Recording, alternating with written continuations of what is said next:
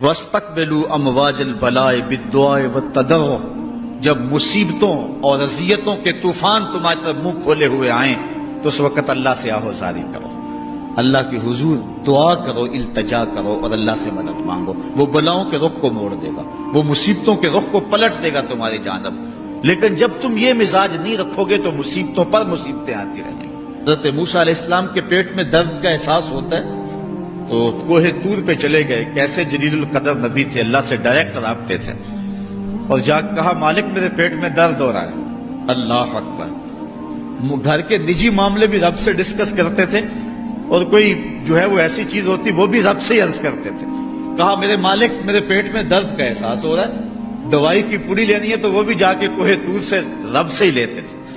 تو اللہ تعالیٰ فرمایا فلان جنگل میں چلے جاؤ، وہاں اس شکل کے پتوں کی ایک بوٹی ہے، اس کو توڑو نچوڑو، اس کا پانی پیو، تمہیں شفا مل جائے گی۔ حضرت موسیٰ علیہ السلام گئے اور جا کے بوٹی کو توڑا نچوڑا، پانی پیا، شفا ہو گئی۔ کچھ عرصہ بیتا، دوبارہ اسی طرح کا درد جاگا۔ اب نسخہ تو ذہن میں تھا، کوہ طور پہ نہ گئے، اس جنگل میں چلے گئے اور جا کے بوٹی کو توڑا، اس کے پتے نچوڑے، پانی نکالا، پیا، لیکن درد اور زیادہ بڑھ جاتا۔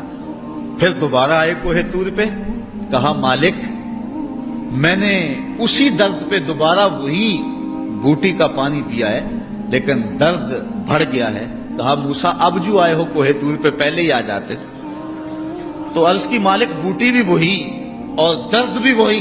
فرمایا سب کچھ وہی ہے لیکن پہلے میرا حکم تھا، اب میرا حکم ساتھ شامل نہیں تھا۔ شفا بوٹے میں نہیں رکھی، شفا تو میرے حکم میں رکھی ہوئی ہے۔ اس لیے ڈاکٹر کے پاس جاؤ، حکیم کے پاس جاؤ، لیکن شفا اللہ سے مانگو کہ شفا ہمیں دینے والا وہ ہے۔ وہ ایک وسیلہ ہے، ایک ظاہری طریقہ ہے۔ حضور علیہ الصلوۃ والسلام اللہ اکبر کیا خوبصورت ارشاد فرما رہے، حسنوا اموالکم بالزکات، اپنے اموال کو زکات سے پاک کرو، وداووا مرضاکم بالصدقہ، اور اپنے مریضوں کا علاج صدقے سے کرو۔ حضور علیہ السلام نے ارشاد فرمایا کہ بندہ کہتا ہے میرا مال، اس کے مال تین ہیں۔ ایک مال وہ جو اس نے کھایا اور ضائع کر دیا، دوسرا اس کا مال وہ ہے جو اس نے پہنا اور پرانا کر دیا، اور تیسرا اس کا مال وہ ہے جو اس نے آگے بھیج دیا۔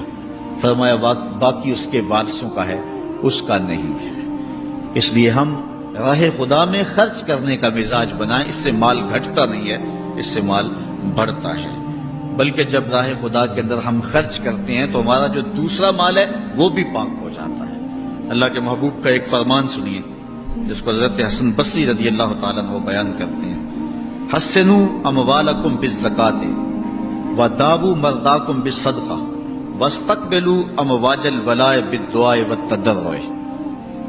فرمایا کہ اپنے مال کو، اپنے اموال کو زکات سے پاک کرو اور اپنے مریضوں کا علاج صدقے سے کرو، اور جب مصیبتیں اور بلائیں تمہارا رخ کریں تو پھر دعا سے اور اللہ کے حضور زاری سے اللہ کی مدد چاہو۔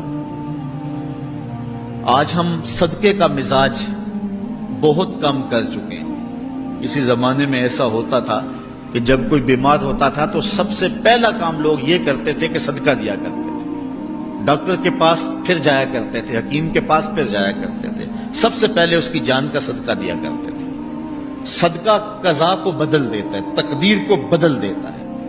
صدقہ سے اپنے مریضوں کا علاج کرو۔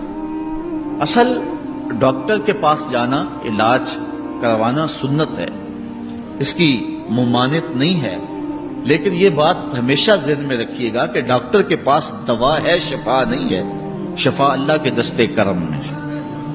اس لیے جب بھی بیمار ہو جاؤ تو پہلے صدقہ کرو اور پھر ڈاکٹر کے پاس جاؤ، اللہ اس صدقے کی برکت سے ڈاکٹر کی دوا میں شفا رکھ دے گا، کیونکہ شفا تو اس کے حکم میں ہے نا، چیزوں میں تو شفا نہیں ہے، وہ تو اس نے حکم جہاں دے دیا وہاں شفا ہے۔